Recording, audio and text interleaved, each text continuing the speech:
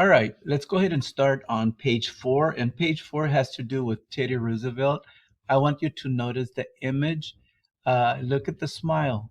Look at the glasses.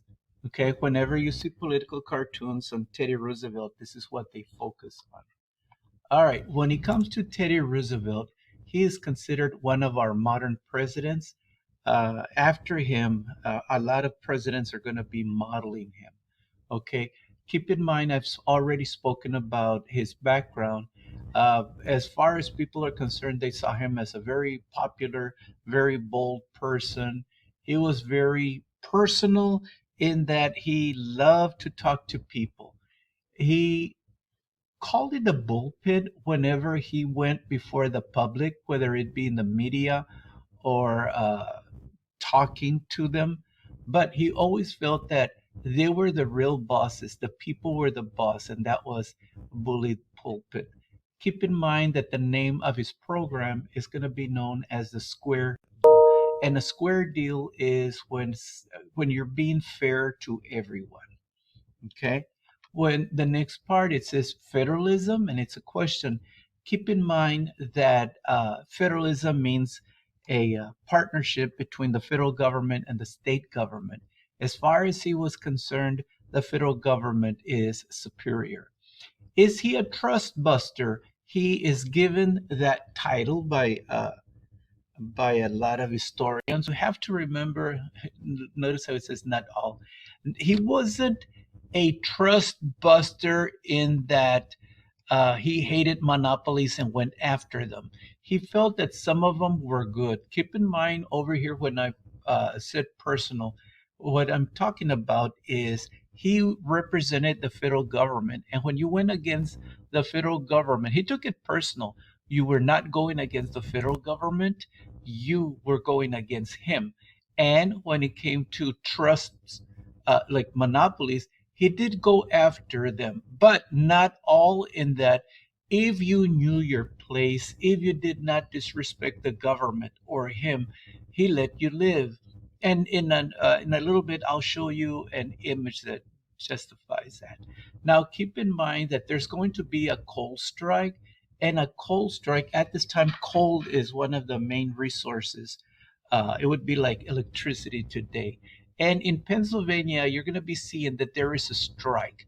There is a problem between the coal miners union and the coal miners owners. And because this strike hurt the country, Teddy Roosevelt is going to intervene. Okay. And by intervening, we're talking about he's going to try and settle the problem between the unions and the coal miner owners, coal mine owners. Uh, the coal mine owners did not want to negotiate, and for the first time, a government is going to side with labor, with the unions. And they did side with the unions in that he pretty much told the coal mine owners, guys, you got to meet us at the table. You have to negotiate with us, compromise with us, or else the federal government is going to take over your mines. That convinced the coal mine owners that they have to negotiate. When it came to railroads, he also went to try and reform what the railroads were doing. He said that they should not offer rebates, they should have new rates, fair rates, and also no free passes for the uh, officials, government officials. Now, notice I'm going to be talking about three presidents: Theodore Roosevelt, William Howard Taft, and Woodrow Wilson. These three are known as the uh, progressive presidents. Okay. So now let's look at health and the environment. This is going to be incredibly important. First of all, Upton Sinclair is going to write a book known as The Jungle. And in that book, he describes everything that is wrong with the meat industry. He went in a disguise, nobody knew who he was, and he was taking notes. and he talked about all the rats, the mice that were in the food. He talked about how men were getting hurt. It was just disgusting. And after reading this book, Teddy Roosevelt was convinced that he had to pass the Meat Inspection Act to try and stop all the things that are happening at the meat industry. Okay. He's also going to be passing the Pure Food and Drug Act, and that has to do with advertisement. It said, all right, this is a product, you cannot lie. In the past, it was like Coca Cola. The reason they call it Coca Cola was because it actually had cocaine. Okay. Also, a lot of the uh, medicines had alcohol. A kid had a headache.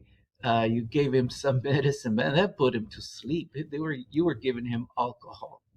Okay, so there had to be truth in advertisement. When it came to conservation, that has to do with the environment, okay, the outside. And he's going to create something known as the U.S. Forest Bureau. And what he's going to be doing is making sure that trees, forests are preserved. He's going to get together with a man named Gifford Pinchot, and Pinchot is going to be in charge of the Forest Bureau. Okay, and they're going to be creating dams and other items. Now, was it 100% conservation? The answer to that is no. He understood that uh, there's going to be areas that need to be developed, and you needed those dams, you needed roads. Uh, Also, he's going to create the National Reclamation Act, and he's going to be setting up irrigation. Keep in mind that cities like Los Angeles do not have a natural water source, and you had to uh, give them water. Also, when it came to civil rights, was it a priority to Teddy Roosevelt? The answer is no way. Okay. All three progressive presidents are not going to make civil rights a priority. Okay. Well, here's an example of how he did try and help. He is going to promote an African American to a custom house. What did the people in that area do? Ignore what the African Americans said.